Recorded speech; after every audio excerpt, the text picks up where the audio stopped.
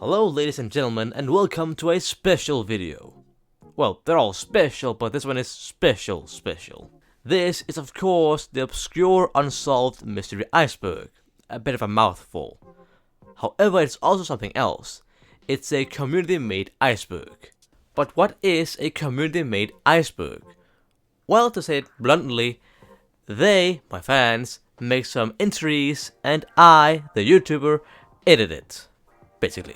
Which also means this is the only time you'll hear me in this entire thing. A bunch of fans are ready to be a part of this whole thing, and a bunch of fans did join. However, I'm not the biggest YouTuber out there, so I got some special help. You see, I have friends. Or well, associates, but they count as friends. I got help from the most unlikely place out there. The Fire Rises. Yes, The Fire Rises, a Hoi 4 mod soon to come out. It's an alternate universe where the 2020 shenanigans went a bit too far, and well, the fire rises and the world collapses. Pretty funny stuff, not gonna lie. And even though those gentlemen was working hard on making this mod a thing, they also wanted to help me make this video a thing. So they scratched my back, and then one day in the future I'll scratch theirs somehow. But for now, they will know and help me make some edits, and they are now a part of this video. Not only did they make the entries, but they also made the thumbnails. So join that Discord, support them in either way, or even become a dev on the mod. It is free, requires skill, but you know, free is free. But now watch out for this iceberg. Which is just one long go, because having layers in this would be insane. On August 30th, 2020, a man in a jetpack was reportedly spotted flying near two different commercial aircraft over the city of Los Angeles. This was the first sighting of the man with such creative nicknames as Guy in a Jetpack, Iron Man, and of course, Jetpack Man. The second sighting was in November of the same year by an LA police helicopter, and they said it was a balloon of none other than Jack Skellington, because who else is going to fly over LA? The FBI apparently did an investigation, and of course, found nothing. They later stated that the pilots must have just seen balloons, which is effectively saying that the pilots were all drugged up and seeing things. 3 other sightings have been recorded, but they're all basically the same. The pilot sees something and tells air traffic control. The only one that is noteworthy is the fourth one. It was by a flight instructor, and he later posted a video of it onto his Instagram, which is the first real video uploaded of the fabled man. Speaking of videos, a YouTuber by the name of Airwreck managed to trick the media by faking a video of Jetpack Man landing on a hangar at Los Angeles International Airport. There are many theories to explain this, but they're all rather boring. Most of them are just saying that a nearby company is testing jetpack designs, of course, at 1,500 plus meters, where they definitely won't run out of fuel. Hey, I'm Callaghan, and I'm going to be doing the entry on the ads that read people's minds on the iceberg. This entry on the iceberg is about a Reddit post made back in November 2021 on the r/high strangeness subreddit. Before talking about the Reddit post, I wanted to talk about a similar thing that's actually happened to me once, and you can do it too. If you have a Google Home connected to your Google account that you use regularly, spend a couple of hours talking about something you may want or need in range of the Google device. The next day, or even in my case, the same day, you'll have ads about the thing that you talked about on Facebook, Google, and other sites you use, if your Google account is connected, of course. Now, onto the post. The title reads as follows. Has anyone else had the experience of seeing ads online based off thoughts you've had internally, without ever vocalizing them? The RP, dball94, explains his story saying, "It happens occasionally that I'll see ads for things that I've been thinking about recently. I'm certain that each time it's happened I haven't actually mentioned the thing in question that I'm getting the ad for, or looked it up inadvertently, etc, etc. I would say it's happened maybe a handful of times, but definitely enough to make me think that it's not just my imagination. It's deeply unsettling and makes me wonder if we are even more in the dark about tech companies than we even realise." D-Ball then goes, "Anyone else the same?" Edit. Just to clarify, I'm aware that search algorithms have become highly advanced, but the incidents of this that I've just experienced just seem too random. I did some research myself on this because I was intrigued to see how ads work, and I found out that people have been asking this question for some time on different platforms like Quora, for example. It goes back to 2018, where someone literally asked, anyone else's phone literally reading their minds? Although it's a scary thought, it's not possible, and Google themselves made a statement saying, Google does not read your mind. I wanted to give my opinion on the situation, and I think that no, it isn't possible. Although voice, yes, it's possible since we're actually speaking it, but if you're just thinking about something, it's not possible that you can go into your phone by, teleportation? I don't even know. I wanted to give a shout out and all my support to that Dane, who I've been watching since basically the start of it all. So thank you, man, and like this video, subscribe, and I hope you enjoyed my voice for the ads that read people's minds entry on this iceberg. Has your neighbor, Mr. Bateman, been acting weird lately? Do friend groups feel larger than usually? Have you ever heard somebody's voice, just to realize that you're all alone? Well, my friend, then you've either forgotten to take your happy pills, or you've encountered a Fleshgait. The Fleshgait is a humanoid being capable of mimicking the appearance and sounds of other living beings. They usually utilize this ability to prey on humans. Gee, did they never hear of the internet? Fleshgait encounters have often been reported in rather desolate areas, like the woods, far away from any kind of civilization. They usually stalk their prey and lure it away from other humans, by mimicking one of them. However, this mimicry is often flawed. There are always small details that they manage to mess up. The best example would be dogs. When they shapeshift into one of them, they often forget the tail. Or when they shapeshift into humans, their body language and speech pattern is far from natural. However, once they manage to catch and consume somebody, they usually take over their identity. Disguised as this human, they infiltrate our society, preying on the next victim to take over. You could say they are Among Us. For a long time, Fleshgaits have been mistaken for skinwalkers, a cryptid originating from Native American culture. The skinwalker is described as some sort of witch, capable of shapeshifting via some sort of ritual or magic. However, as it's usual with culture, myths and folklore, all of it has some kind of real origin. Perhaps some Native Americans once encountered a Fleshgait. That could be the origin of the skinwalker mythos. I don't know, I made this theory up on the brim. But if it were to be true, that would only mean that Fleshgaits have been humanity's silent neighbors for several centuries already.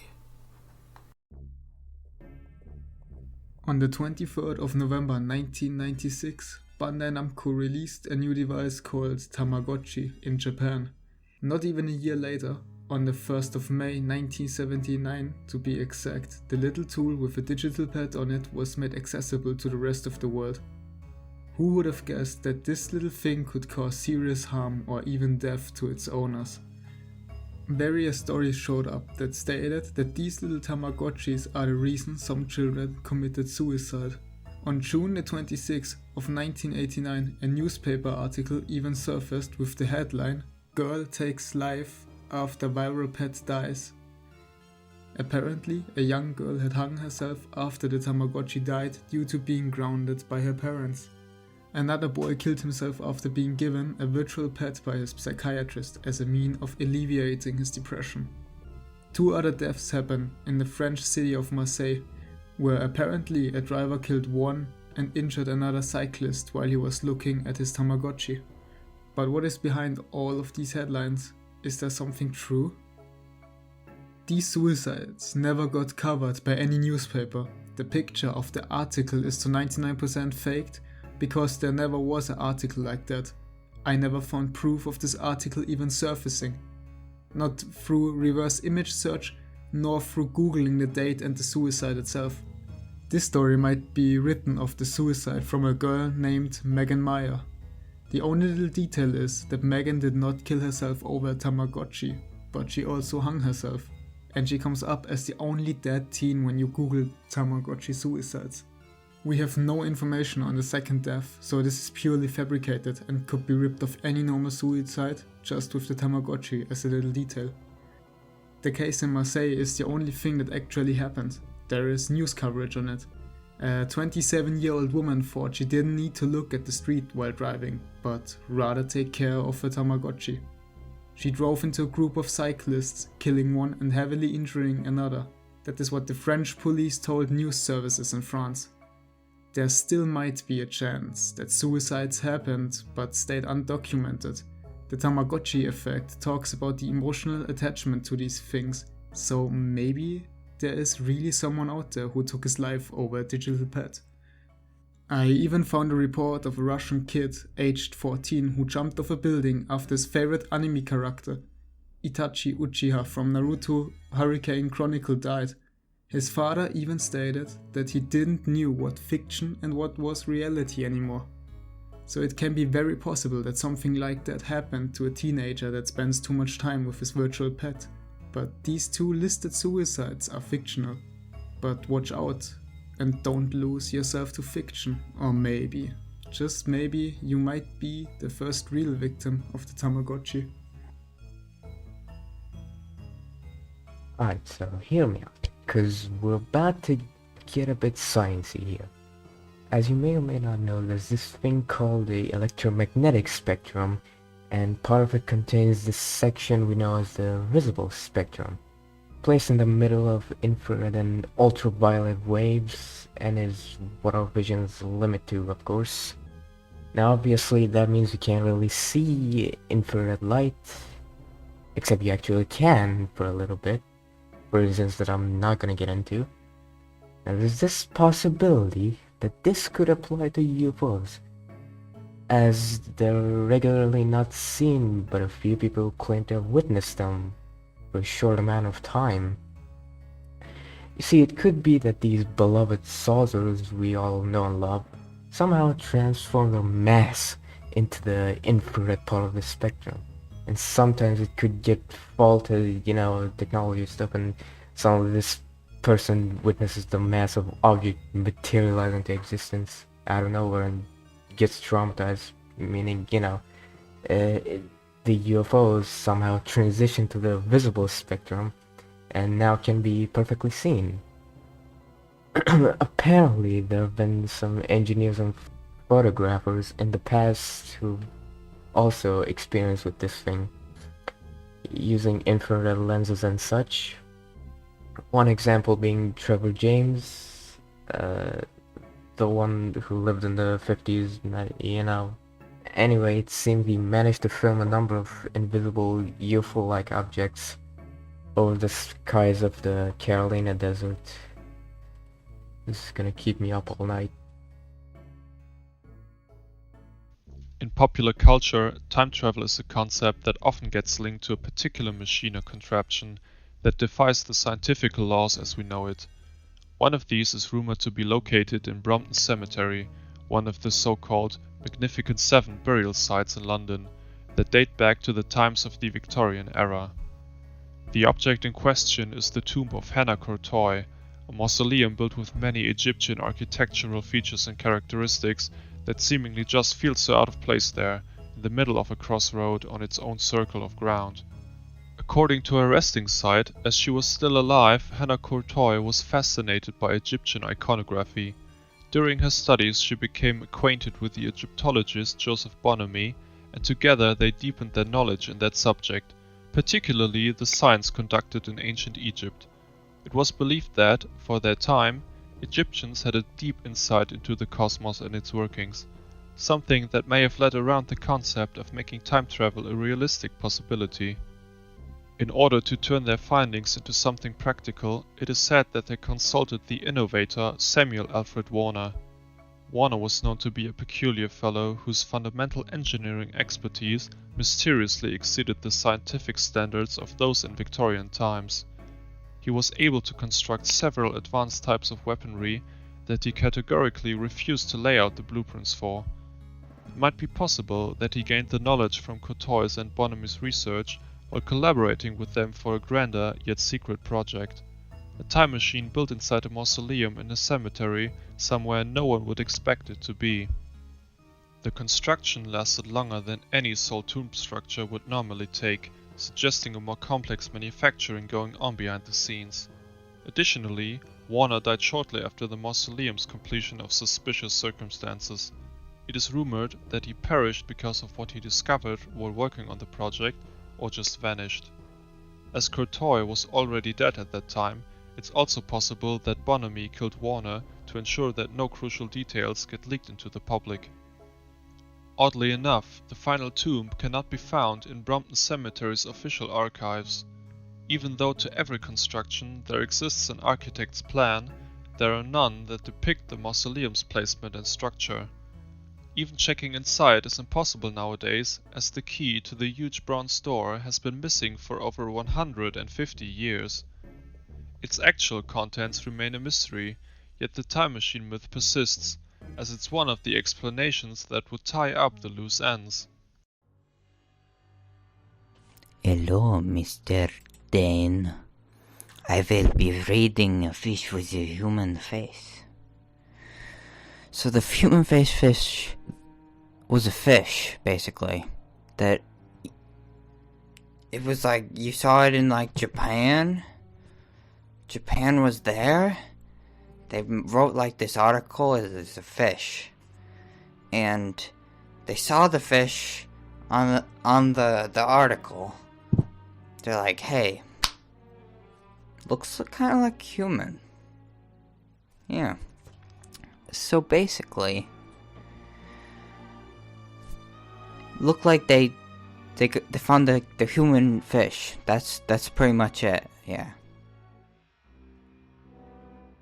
Hospitals do not actually send people to hell. This is a stupid theorization. Now, here's the real story. You're being sent to hell because you need a liver transplant. You got into a car accident. And you knock on Satan's door, and he says, well, I'm sorry, but we don't do hospital stiff here. So you're like, oh crap.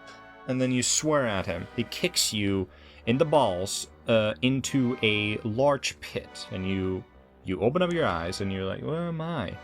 Then you find a password that's scribbled onto one of the walls. And there was also a Toshiba laptop. You log onto this laptop. And then you find that there is actually a couple hospitals in hell, Michigan and Norway.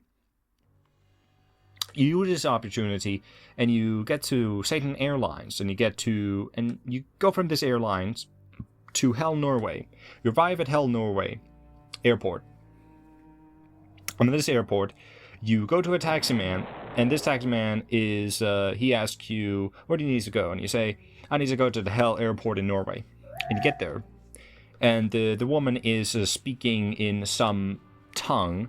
You try to speak English to her, but the only thing she can tell you is on how awesome it is, how cold it is. Because she is, well, cold. And you're like, oh snap, I need to go to Michigan Hell hospitals. And you go back to the same taxi man who's still there, and you say to him, hey, I need to go to Hell Michigan Airport. And he drives you there. He drives you to the Hell Norwegian Airport. And you go from this airport, and you go to the Michigan Hell Airport. And there's another taxi man who's the same guy. And you get the Michigan Hell taxi man to drive you to the Michigan Hell Michigan Hospital. And here you're able to get a liver transplant. You fill out a form, which they gave you with a ballpoint pen. A woman calls you, and you wake up at the ER, and you're like, holy crap. No, it's the ICU. And you've gotten a liver transplant. Hooray. Now, how did you get that liver transplant? Well, in a car accident. Because in car accidents, you get sent to hell. Everyone knows what a TED Talk is. A person going over a topic in which they know a lot about and talks to a crowd about it. Normally around 10 minutes long. They're mostly meant to educate the audience about something. And so they're mainly used as a good way to learn things.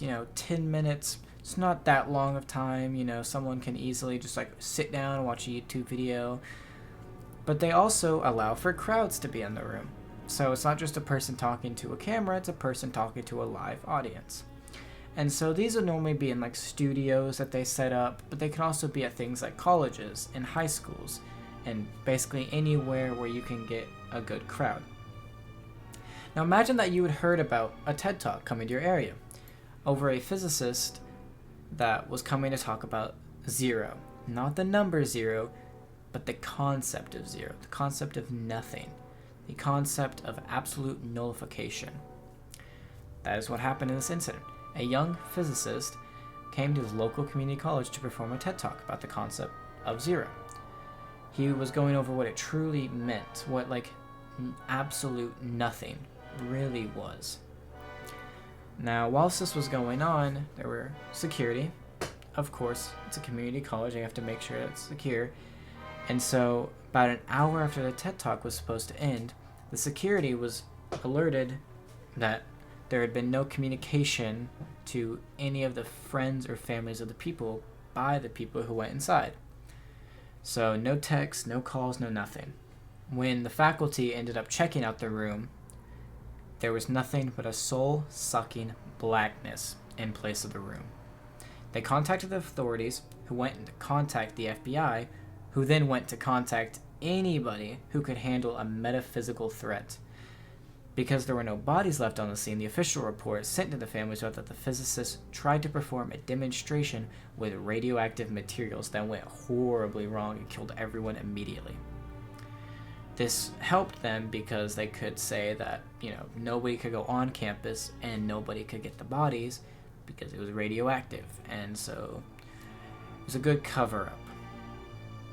Nowadays, the campus is surrounded by a mile-wide perimeter of fence and razor wire, so that way nobody can really get in and like check out the place. And I just find it crazy that physicists really came in and just pulled a GER and just reset the whole room to zero. He is literally a stand user. That's crazy. Demolition elves is the name given to global apparitions of the diminutive beings seen directly before or after mass disasters, resembling creatures of European folklore like gnomes and pixies. They are sometimes seen in conjunction with more contemporary phenomena such as UFOs. They have allegedly been sighted worldwide on significant occasions and seen by multiple people at a time. One of these such events, where they have been allegedly sighted, was during the 9/11 terrorist attacks, which occurred in New York City on the 11th of September 2001 on the World Trade Center. The theory Demolition Elves at 9/11 states that these elves, whose origin comes from fiction told to children to teach them lessons, and not fundamentalist Islamic terrorists, the government, the Illuminati, the Jews, or even the Rothschilds, were the cause of the destruction of the Twin Towers that day. I believe in this theory strongly, as to do otherwise would be politically incorrect, and would result in me being cancelled on Twitter.